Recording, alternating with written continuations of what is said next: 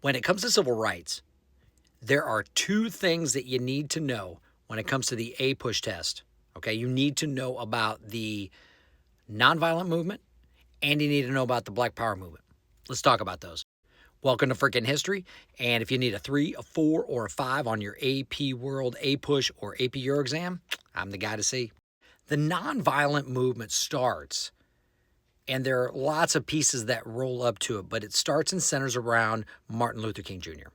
His nonviolent approach that was adopted for civil rights was something that was moved between the 1950s and the 1960s, and let me explain. It started in Montgomery, and it started with the buses in which they were looking for African Americans to start a boycott because nothing makes change happen like hurting financially to those who you're trying to make a point to. So in 1953, the Montgomery bus boycott was found to be unconstitutional. That led to Rosa Parks. The rise of Dr. Martin Luther King in Birmingham led to the formation of this group that you need to know, the SCLC, the Southern Christian Leadership Conference. Motivated by Gandhi and his nonviolent movement that was happening in India, King also lashed onto that. That would lead to other pieces in the civil rights movement. You want to reference the Greensboro sit-in. This is when students, both black and white, were sitting at a counter in a segregated whites-only area in which they were not served. They proceeded to be yelled at, pushed, pulled, hit, poured milkshakes or Cokes or water, yelled at with all kinds of obscenity. And their action, even though there was violence around it, was to not respond.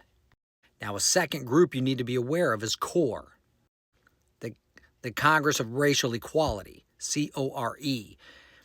And this group helped teach students and those that were part of the resistance how not to fight back, how not to respond to the violence that was occurring to them. Now, most of the focus was obviously in the South where the Jim Crow laws were so prevalent, and the segregation that came from Plessy versus Ferguson was still very much locked into place. So enter into early 1960s is the Freedom Riders. John Lewis, great civil rights leader from Atlanta. He rode on this bus that would continue to try to break down the segregation in the transportation in the different bus stations. The further south they got, from D.C. to Maryland on down, the more violence it was. It almost killed them. The KKK tried to set the bus on fire. This was dangerous business at that time. But they pushed forward, leading into voting rights. You've got the March on Selma. You've got the police pushing back on the bridge and causing a lot of harm to the people that were just marching on their way to try to protest their voting rights, or lack thereof, until Lyndon Johnson stepped in. President Johnson at the time secured that march and allowed it to happen all the way to Selma so that the African Americans could protest at the Capitol that they deserved to have the voting rights. But as the nonviolent movement wasn't necessarily getting everything they needed, even after two things you need to know, the Civil Rights Act of 1964 and the Voting Rights Act of 1965, even after those, African Americans weren't getting everything they needed. Enter Malcom X. He and Dr. King wanted the same ideas, the same end result, but how to go about it was a couple different ways. It was leading into this Black Power movement, which was then personified by the Black Panthers. Now, the Black Panther Party, a little bit misunderstood. However, they were starting out locally in California, and they wanted to help their own people within their own neighborhoods.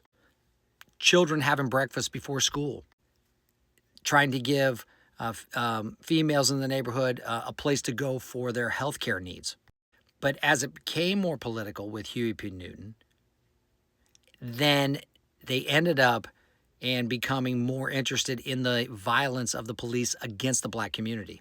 That led to them carrying shotguns legally in California to watch over police stops. That made the police nervous.